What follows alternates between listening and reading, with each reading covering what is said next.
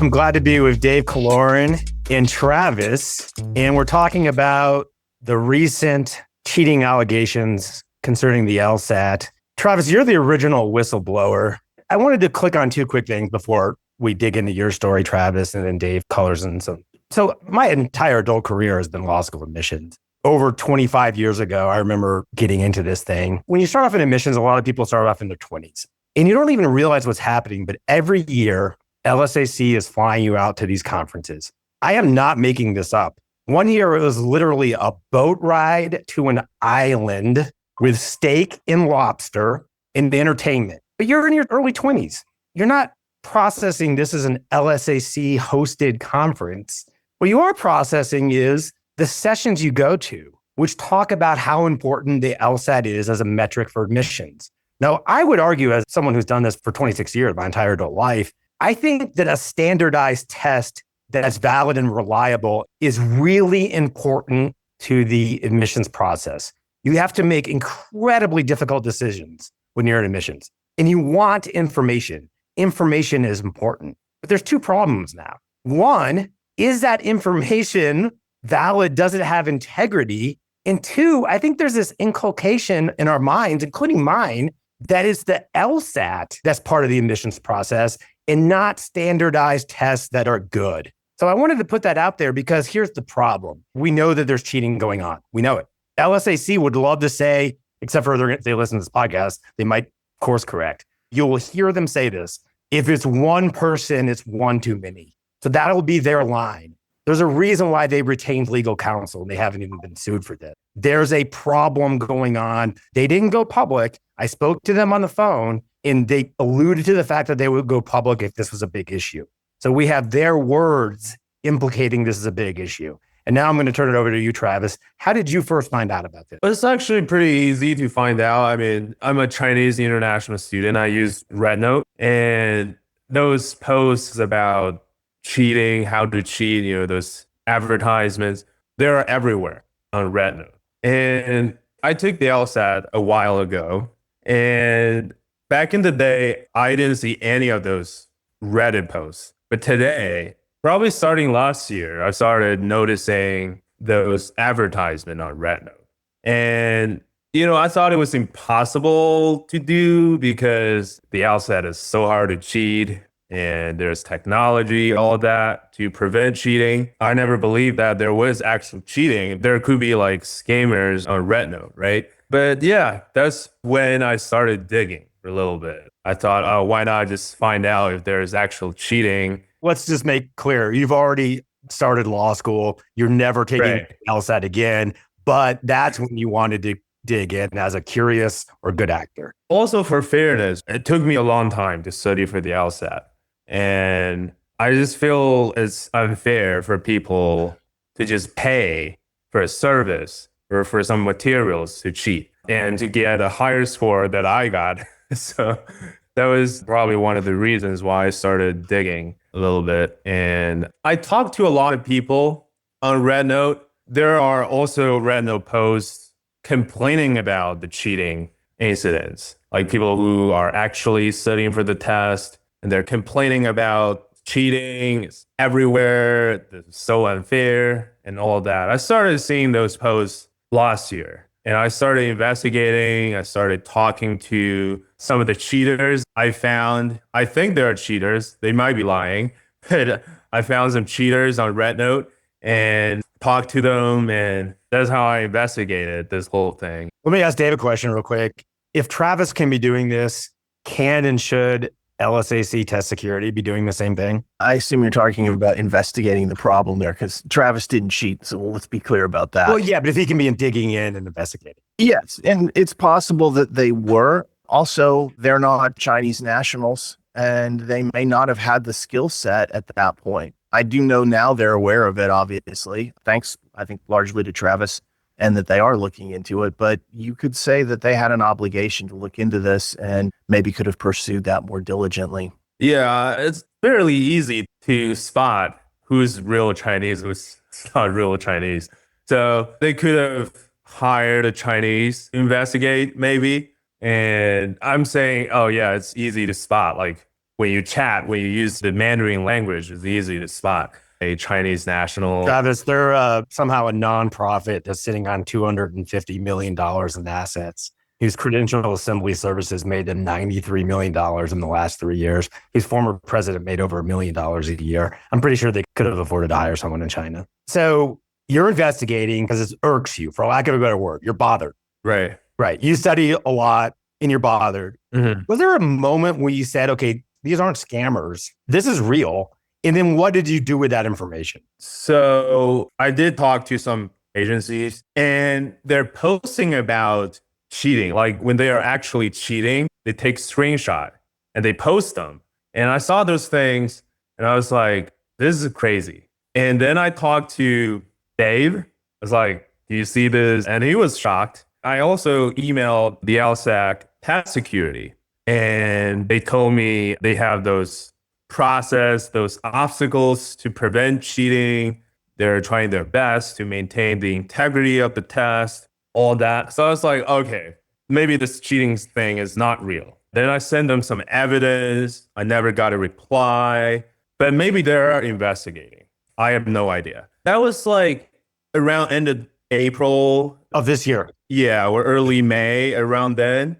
And yeah, I emailed them a few times and I was told they're investigating. Sometimes they don't tell people they're investigating. So, let me rest assured. It should be good. And then a couple weeks later, I got some materials and you can't really say there's no cheating when you look at them. They're the materials from the past real tests that are not disclosed. And I was like, this is crazy, but I don't know if they're real, like they're legit tests. Right. So I talked to Dave. It's like, do you think they're real tests? Dave was like, oh yeah, they are. And then I emailed the LSAC again. I don't remember when that was. Probably a month or two ago. You actually sent me a test because you're like, I don't know if this is legitimate, which was a completely reasonable position to have. It could have just been a scheme or a scam. You sent me a test and I'll admit I was floored when I looked at it because I knew immediately that it was real. Just looking at the topics, obviously what we do is we track all the LSAT. So I knew that and I told you that. I was like, this is in fact is real. And I was able to figure out when they stole it, like the content that was, the different LRs and RC that was in there. And even because these tests were stolen during Logic Games, there was Logic Games in there. And this was stolen several years ago. And that's when I knew we had a problem. And at that point, I actually sent it to LSAC as well and talked to their test security. And I was like, this is an issue. There's apparently multiple stolen LSATs out here. So I think that's when you and I both were able to confirm, all right, this is real. And just to add a point to what you said, LSAC, in my experience, whenever they do an investigation, they usually go silent, which I don't think is a bad policy. They start looking into it and they don't want to tip off the cheaters, so to speak. So I wasn't surprised that they weren't talking to you, but I was certainly worried about the scope of what we were seeing. But that was a while ago, well over a month. Is this a good time to talk about how if it started 2 or 3 years ago, it's less severe of an issue because of the compounding occurrences of test questions than it is now after we know they've been doing this for multiple tests? Yeah, I mean, the fact that it's been going on for clearly a while is deeply concerning to me. And part of what we need to address is the nature of how they are cheating and really what they're doing, because I think that is really where the most problematic aspects of this occur. The cheating isn't just one way of cheating. There's multiple ways of cheating. And as Travis kind of mentioned before, it's like they're able to steal these tests. They're legitimately the case. You were able to look at a bunch of tests and say, hey, these all look real. And I was able to say they are real. They are cheating by taking screenshots of the exam as they go through it, which is one way. And they sometimes have people taking the test for you. And Travis, correct me if I'm wrong.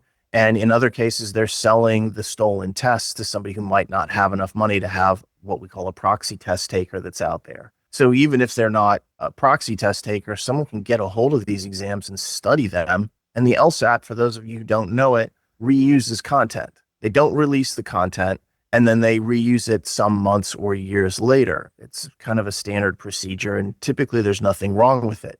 But if someone has stolen content and then distributes it, then someone who accesses the stolen content could possibly see that on their tests. We realized how big the leak was of the exams. That's when I think really it became code red for me. And I know, Travis, you were pretty upset about it too. Yeah. And then later, I got more evidence. Then I talked to some schools. I didn't send any evidence. I emailed some schools, and some of them replied.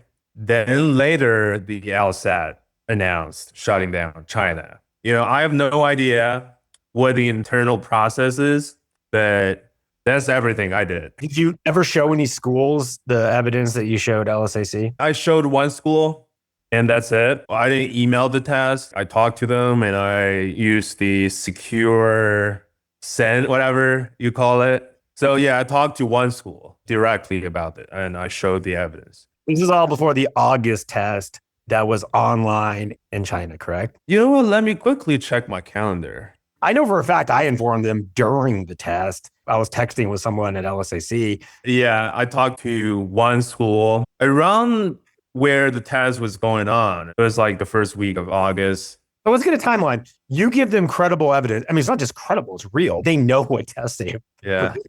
And then I'm texting them during the August test. You also texted them credible evidence, or you just told them before August, this is going on and it's big? Well, I knew that it had been going on, so I'd actually messaged them earlier, but I don't think any of us understood the scope of it. And it was clear that they were real tests. But that came out right before the August test. So if you look at what happened with LSAC, they certainly had been tipped off earlier that there was some type of problem. You imagine that they go into investigation mode. August comes up pretty quick. They didn't have a whole lot that I think they could have done by August. Content on the August LSAT was part of the leaked material or the cheated material, whatever we want to call it. We know that, but I don't think LSAC had enough time to respond to that. It was after August that they said, we clearly do have an issue, so we're going to shut down mainland China testing. And the next mainland China test is in October. So that didn't really address September, because September, there was not an international test that was in position. And I think for a lot of people, they're like, okay, we don't have to worry about September. September is free and clear. But of course, anybody who had access to those stolen tests and who came and took the LSAT in the US or Canada, if they saw repeat material, they'd have obviously a huge cheating advantage. And so we kind of were thinking that what would happen here with September was that LSAC would largely just avoid material that was in the stolen tests. And they have largely. I will give them credit for this. The vast majority of test takers have seen what we call new content that has never been scored before. And so really can't be cheated, so to speak. No one's seen it previously. Unfortunately, a small number of test takers, and it's very small overall, due to some kind of administrative circumstances, have seen some material that was in the stolen tests. And so unfortunately, the problem isn't stamped out. After having talked to LSAC, I think their plan for October is probably to not reuse any content. Also, they won't be having the test in mainland China. And all of that is really good. I applaud LSAC for making those steps. I'm disappointed that some stolen material was used here in September, and I am truly praying that in October, there is no stolen material that is used. But I think one of the problems, and Travis, you might be able to speak to this to some extent, is every time there's an LSAT that's given, if it's given online, it can be stolen, correct? I've seen people on Reddit. I don't know if they're actually doing this or not, but I've seen people on Reddit selling the August this year tests. I don't know if they have the real tests or not, but I've seen people selling the tests. So I would imagine every time you have an online test, they could just take pictures of the real test. So I'm not surprised of that happening. Dave, are you surprised that a single test, and I know it's more than a single, on September had old hacked content that could be bought online? Did that surprise you that LSAC did that? Yeah, I would say shocked me was more like it. I've had, the opportunity, and I appreciate it with LSAC, where they have tried to convey to me that, it was extremely limited and was something they could not stop. It was already in the delivery system, so to speak. And, we've had a disagreement about the importance of that. My theory is that if you allow any possible cheating, that's a very bad thing. That shouldn't be going on. And their view is look, the vast majority of people never had this issue. It's very unlikely that many, if any people actually cheated. And they have a point. We just disagree on the importance of that. So was I shocked? Yeah, honestly, I was, and I was disappointed too. And I would be even more shocked if I got to October and there was any stolen material that was used. Honestly, for the integrity of this exam, it has to be locked down airtight. I just want to click on something because I've known you for many years. For many years, you have loved this test. So when you say you're disappointed, that's a strong statement, right? It's probably mild because I'm super pissed about it, would be a better way of saying it. I love the LSAT. There's certain people in my life that we all really just enjoy the test. We think it's a challenge. I've always thought it extremely well made. I haven't loved some of the recent changes. I don't love online testing. I don't love the loss of logic games. But when you get down to it, it really makes you think.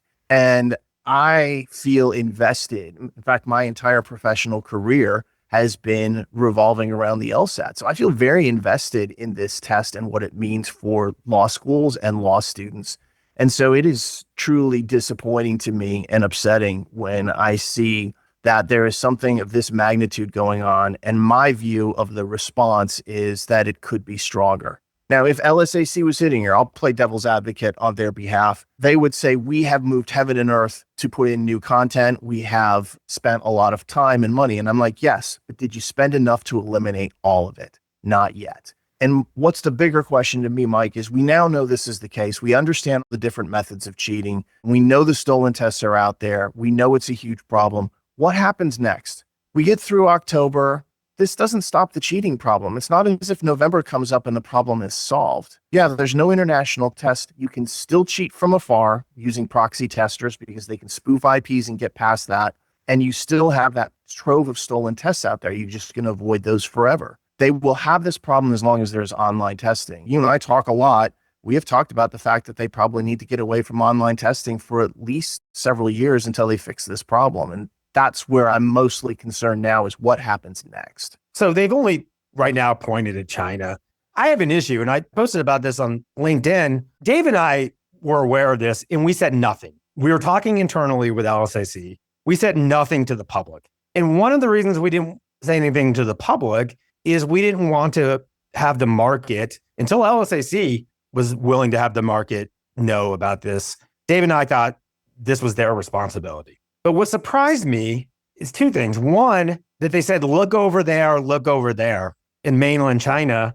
And the second surprise to me is how much of the market, and by market, I mean test takers, oh, this must just be a China issue, because the person selling the car is telling you the manufacturing issue is not in their country, so the car's fine. We're talking to the salespeople, and the salespeople are saying this isn't an issue except for there. And for some reason, the market's believing the salespeople. I just want to put a pin in this. This is happening domestically. Certainly the ability to cheat domestically is not hindered at all, either by proxy testing or by accessing the stolen tests. So the question, I think, Mike, you and I have debated this many times, is what's the volume of it and how many people have cheated over the years? Is it thousands? I don't think so, but I don't also think that it's 100. It's higher than that.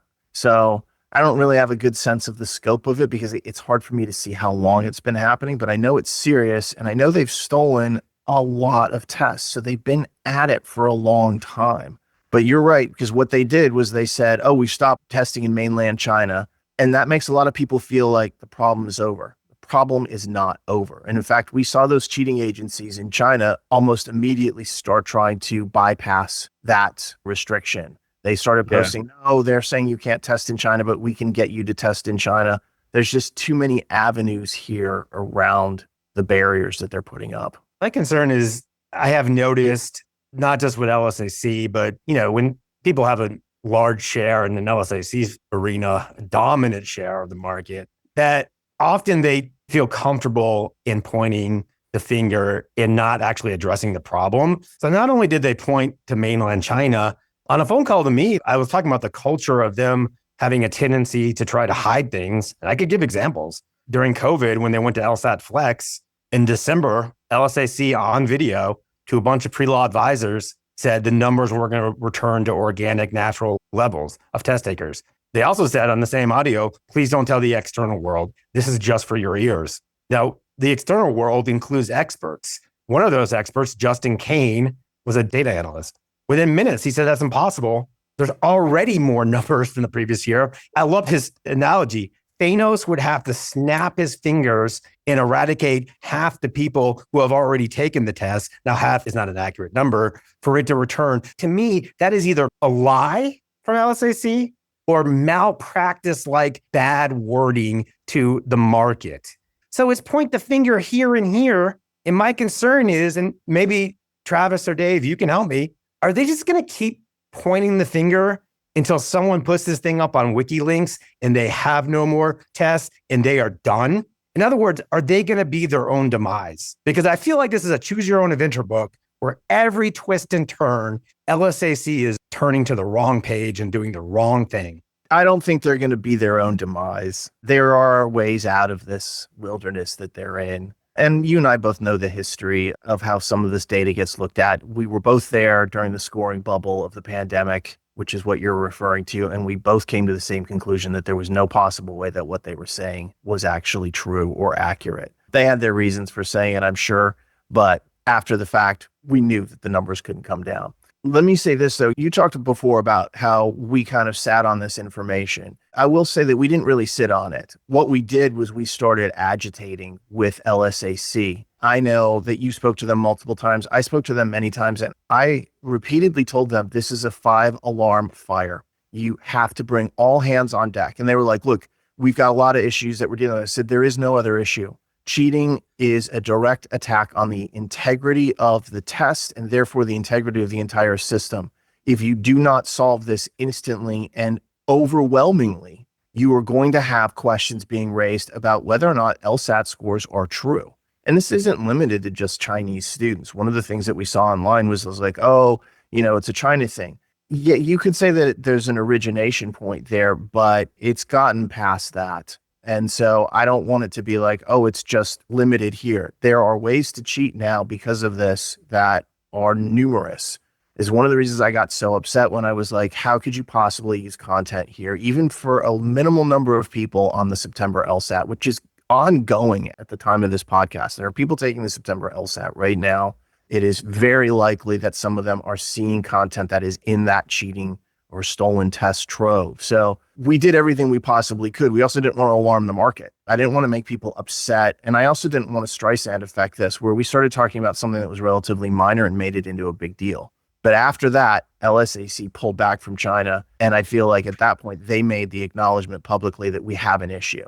What I want to see from them, though, going forward is even more. I know they're doing a lot. They have made that quite clear to me. They have said repeatedly, we have moved heaven and earth. That's an actual quote from them, to try to stop this. And I said, we'll move more. You haven't done enough. There's still poison out there. We have to eliminate the poison from the water. It has to be clear. Dave, if you were in charge of LSAC, would you have done September online? And would you have used old test questions that were hacked? I would have done September. I would have done it online, but I would not have used any questions that I knew were compromised. And we know for a fact that happened.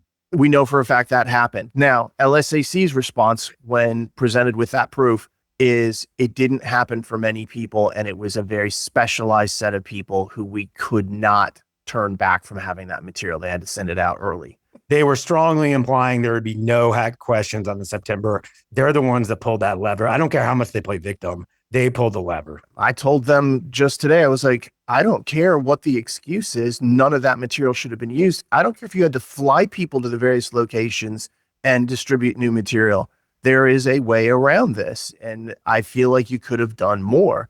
So yeah, it was a contentious exchange. And, I think on their hand, they're like, we've done so much. I'm like, yeah, but you didn't get it all. It's not about getting most of it. It's about getting all of it. That's why October, I think, will be very important, but even more so in November, because what I don't want to have happen is this just gets swept under the rug. What Travis discovered is significant. There are just a massive number of tests that have been breached. And what's worse is every LSAT that is given online is also being stolen. Travis, you already talked about seeing on RedNote that there were references to the August LSAT. I am sure we will start to see references to the September LSAT here in a couple weeks. Every online test can be compromised. LSAC has to look at this and say, we cannot give online tests over and over again if there's ever any reused content. Mike, as you and I know, they don't have the content in their library of unused tests to sustain this forever. So they're coming to a crisis point. They're going to have to make some type of decision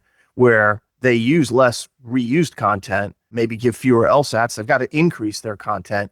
I don't know how fast they can do that. And that is, I think, the biggest challenge. This is where I think monopolistic complacency comes in. We just interviewed former CIA General David Petraeus, who talked about not having a plan B, but C, D, E, F, and G. Surely when they went online, someone should have fired the neural sequence of maybe this could be hacked. And then someone over the last 3 years should have said, we need to have a whole separate database in case that happens. But that didn't happen, correct? And is that because of the online test is lucrative for them and they're making money and they never have to worry in their minds? Oh, we don't have to go in person. We're making money. Look, if you look at the history of online testing, and if you look at standardized testing in Asia, it's not as if cheating was unexpected. The SAT had severe problems with this, and I believe the ACT did as well.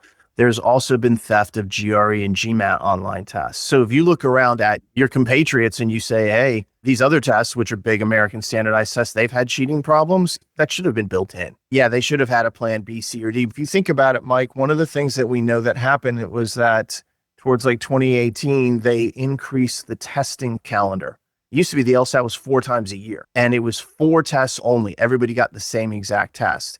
And then when Kelly Testi came in as the new president, one of the things that she focused on was a greater degree of access and equity to the LSAT. So they increased the number of tests. I believe one year they ran 9, and then they settled into this current schedule of 8. 8's a lot of tests. The LSAT's a very well-made test. It's not easy to make. 8's a lot. But then when they went online with the flex and then the pandemic, they started doing the tests over multiple days. And then instead of using a single test, they used multiple forms.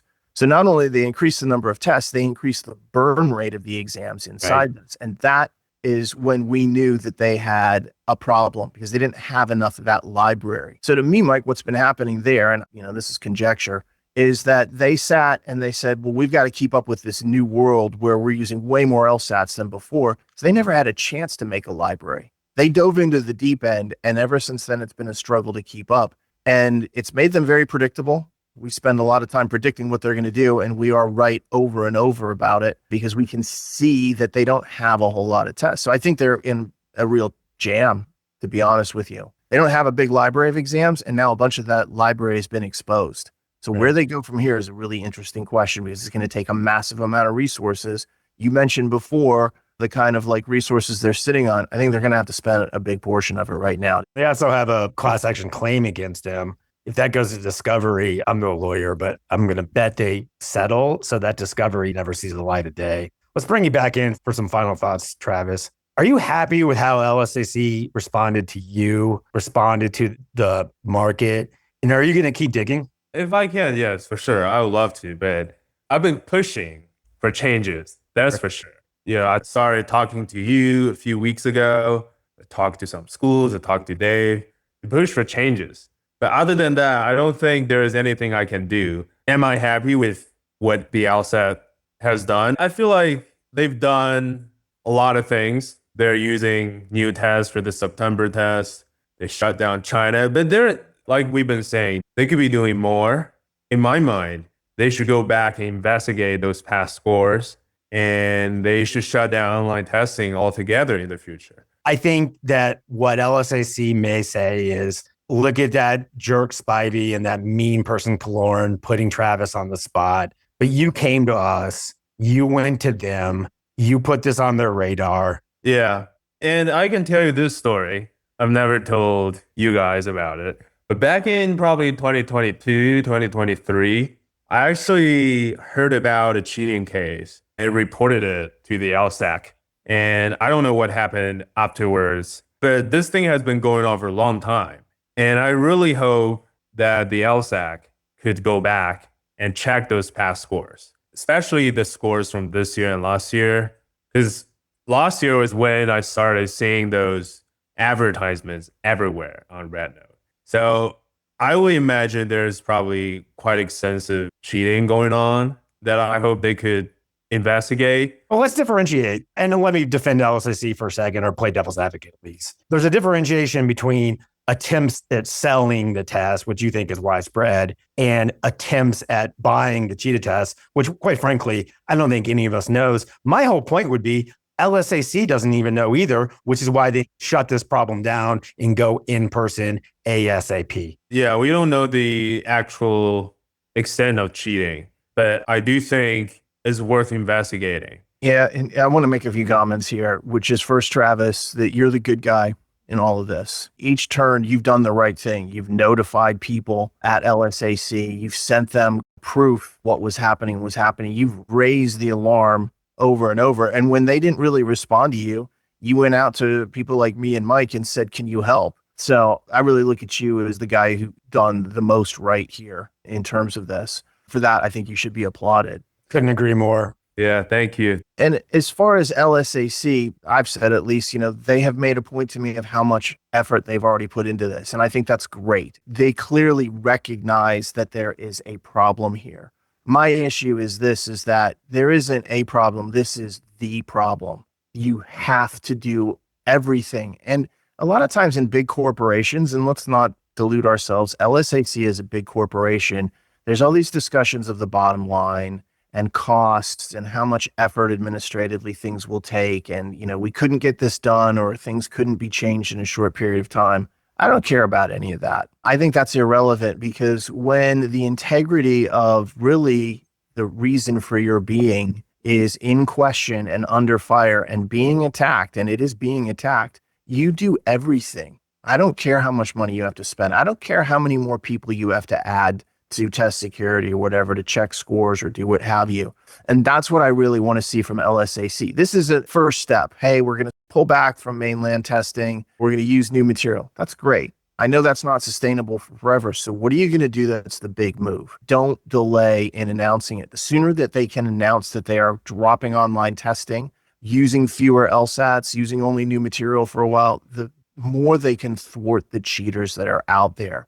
They have to push themselves. And I realize it'll be painful from a financial and a time standpoint, and just the hassle of it. It doesn't matter. This is an existential threat to their existence. They need to recognize that. Imagine a world where US News, and I don't think this is going to happen, but anything can happen. They just lost their 49-year chief rankings officer, Bob Morse. Imagine a world where they've already been applauded for diminishing the admissions inputs, increasing bar passage and employment. What if they just said, hey, we're going to get rid of the LSAT? It sounds like I'm coming down hard on LSAC. My experience with them hasn't always been great, but imagine a world where they keep trying to sweep this under the rug and US News says, the heck with it. That's an existential threat to them. Absolutely. And I know maybe they're going to say this isn't fair and we have our side, and they do have their side. To be fair, they completely are doing things that I'm not aware of. They're not sweeping under the rug because they already made an announcement about it. Fair. I mean, they made an announcement about mainland China. They didn't use the word domestic once.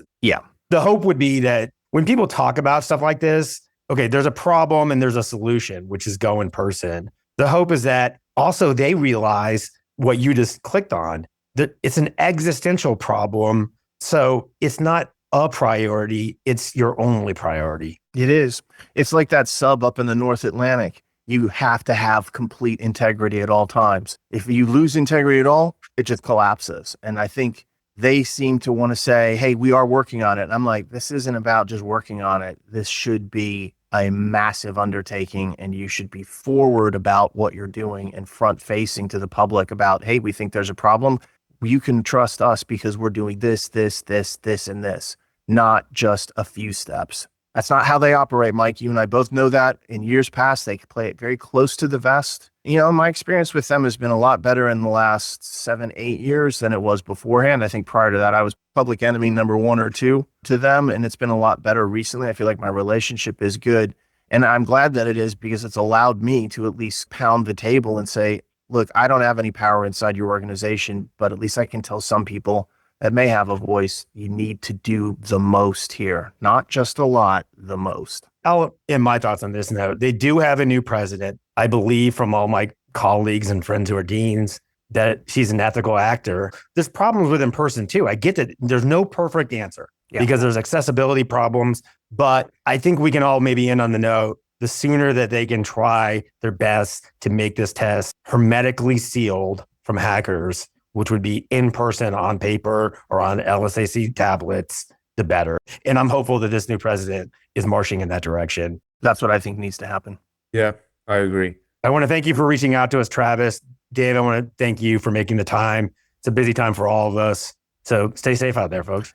Thanks, Mike. Yeah, just want to say one final point. So if anyone has any evidence of cheating, we would love to know, because I don't know everything, right? I know some of the ways to cheat and all that. I don't know everything. So please, if you know something, let us know. Anonymously, if you want. I think the way to do it is let Dave know, let me know, and let LSAC know. Thanks for making the time. All right. Have a good weekend, guys. Thanks.